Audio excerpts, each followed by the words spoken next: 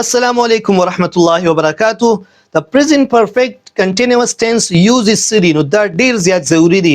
نو د دې explanation به مونږ کوو په دې ویډیو کې.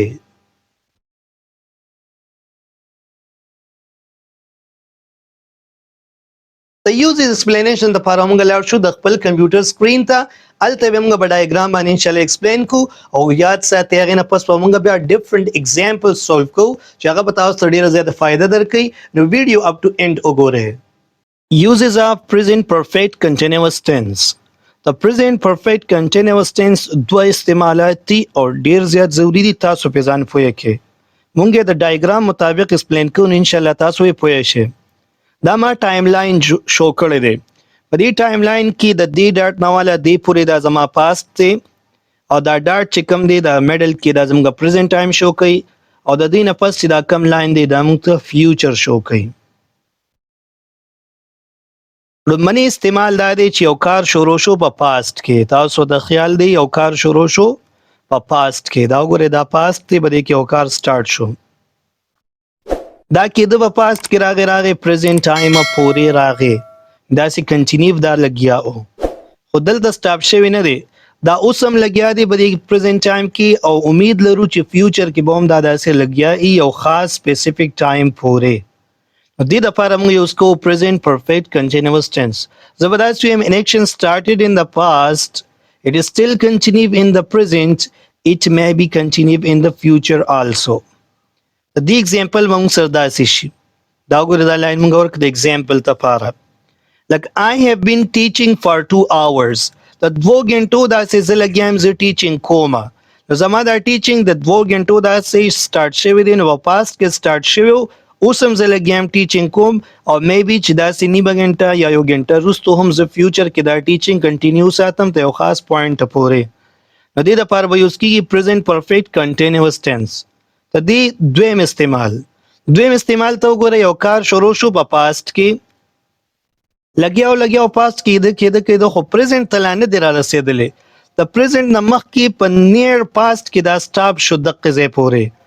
نو دې ته دا به یوز کوو present perfect continuous tense. خو دومره ده چې موږ سره په present time کې ریزلټ شته دی. په present time کې د هغې ریزلټ د هغې اثر شو کېږي. لکه فار ایگزامپل I have been studying since morning. سهار داسې زه لګیا یم سټډي کومه. نو ما سټارټ کړی و د سهار داسې خو په ریسنټ پاس کې 10-15 منټ مخکې ما خپل سټډي سټاپ کړه او چې هغه سټډي ما کوله د هغې هغه ریزلټ ما ته اوس هم ښکاره کېږي ځکه دې وخت کې زه سلیپي فیل کوم. ما له خوب راځي ځکه ما سټډي شروع کړی و د سهار داسې یو 15 منټه مخکې ما بنده کړه او اوس هم ما باندې خوب حاوي دی. نو دې دپاره زه یوز کوم present perfect continuous tense. hope انشاءالله تاسو به دې باندې پوه شوي. نور اگزامپل چې اوس موږ کله ووایو نو ستاسو ذهن به په هغې باندې کلیر شي. نو راځئ خپل کلاس روم ته واپس. دا د present perfect continuous tense استعمالات یاد ساتئ. په دې کې موږ سنس او فار یوز کوو د ټایم ښودلو لپاره. خو د دې سنس او فار په ځای باندې موږ ریسنټلی او لیټلی هم یوز کولی شو. ریسنٹلی او ته لیٹلی مطلب وي کچھ دنوں پہلے کچھ وقت پہلے څه موده مخکې دا معنی به ورکوي. نو دا به د سنس او فار په ځای باندې هم یوز کیدی شي. لکه فار ایگزامپل زه داسې ویم وہ ہم سے کچھ دنوں سے ملنے آ رہے ہیں. سر ورځې مخکې داسې هغه لګیا دی زموږ ملاقات له سر ورځو نه داسې هغه زموږ ملاقات له راځي. نو زه به داسې ویم he has been visiting us recently. ګوره سنس او فار رانغی خو ریسنټلی راغی. ریسنټلی څه مطلب سر ورځو داسې. میری طبیعت کچھ دنوں سے ٹھیک نہیں ہے. نو کچھ دنوں سے مونږ ووې نو دلته مونږ سنس او فار په ځای باندې لیټلی یوز کوو نو سنټنس بدل شي. I have not been feeling well lately. نو سنس او فار یوز نه شو دی په ځای باندې ریسنټلی یا لیټلی راغلل. دواړو کې ډیفرنس نشته دی معنی یوه ده خو لږ شاندې فرق پکې دا دی چې دا ریسنټلی ډیر استعمالیږي او دا فارمل دی او کم چې دا لیټلی دی دا لږ استعمالیږي د ریسنټلی په مقابله کې او دا دومره فارمل نه دی څومره چې موږ سره دا ریسنټلی فارمل دی.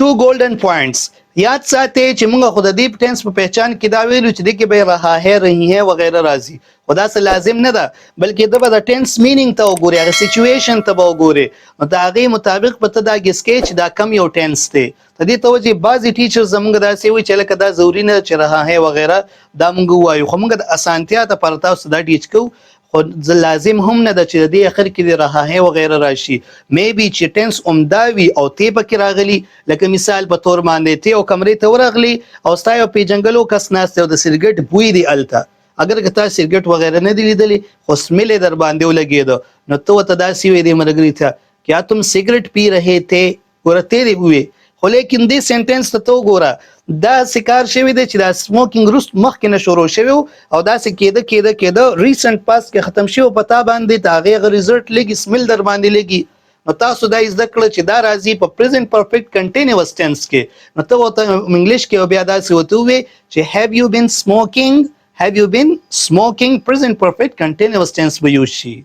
Second point هغه دا دی چې د سنس اف فار نه وروستو ضروري نه ده چې خامخا سنس منډے سنس فرایډے سنس 2020 استعمال شي نه دا ضروري نه ده بلکې د دې وروستو سټارټینګ پوینټ لپاره پوره یو سنټنس هم راتلی شي یو ایونټ تم اشاره کیدی شي چې هغه زموږ د بل اکشن لپاره سټارټینګ پوینټ وي لکه فار ایگزامپل زه داسې ویم सलमा अपने तलाक के बाद अपने वालिदा के साथ रह रही है अपने तलाक के बाद دا منډه هم نه دا فرایډه هم نه دا سټارټینګ پوینټ موږ د ټایم په شکل باندې ونوي تر ورځو په شکل باندې ایرز په شکل باندې موږ ونوي بلکې دا موږ یو ایونت یا یو کار دا موږ ذکر ک نه انګلیش کې موږ داسې وایو سلما has been living with her mother since her divorce बल एग्जाम्पल बेदासी वो स्कूल छोड़ने के बाद लाहौर में रह रहा है he has been living in Lahore since he left school